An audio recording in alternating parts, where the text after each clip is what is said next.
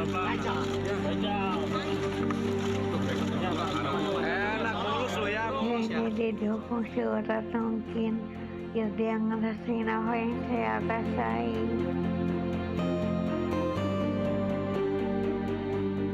Alhamdulillah sudah kita amankan. Sadis, kejam, bahkan di luar nalar.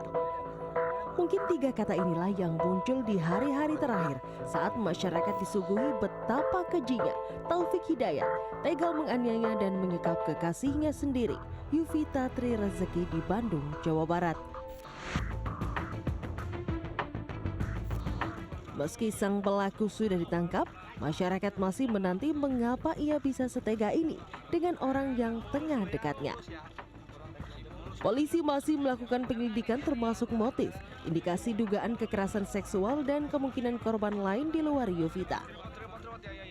Polisi pun belum dapat menyimpulkan ada atau tidaknya unsur kekerasan seksual karena sejumlah keterangan masih perlu diverifikasi dan disinkronkan.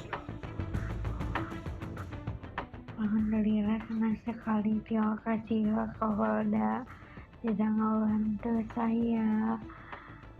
Saya jadi lebih senang lagi, saya lagi bahagia lagi.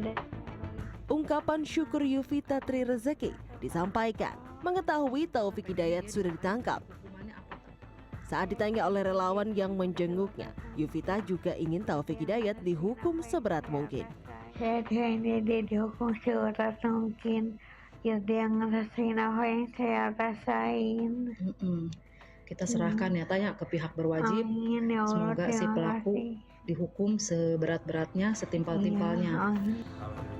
Bicara tentang perangai pelaku, sifat temperamental dari Taufik Hidayat ternyata sudah muncul sejak ia kecil.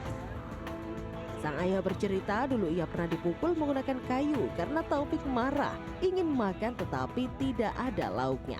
Dipukul kepala. Bapak pernah dipukul? Lalu kayu. Astagfirullahaladzim. Ketika Waktu itu abdi itu nuju macul di Serang. lagi macul di sawah. Di rumah nuju nganggur dia. Dia lagi nganggur. Mau makan nggak ada ikannya. Jika ditarik ke belakang, Taufik Hidayat dan korbannya menempati kamar kos sejak bulan Maret lalu. Menurut penjaga kos, pelaku mengaku korban merupakan istrinya.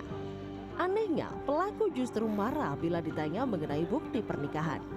Keduanya dikenal tertutup dan jarang berinteraksi dengan tetangga. Inilah lokasi kamar kos tempat korban YTT disekap dan dianiaya oleh TH.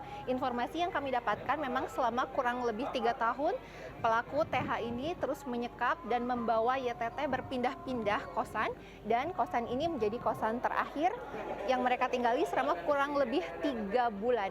Dan pada hari Selasa ini, 23 Juni, tim dari Polda Jawa Barat juga telah datang ke lokasi untuk melakukan olah TKP. Dalam dialog di program Newsroom CNN Indonesia baru-baru ini, kriminolog anak dan perempuan Hanifah Hasna menyebut kasus penganiayaan dengan kekerasan sadis yang terjadi di Bandung diakui memang tidak mudah terdeteksi oleh orang luar.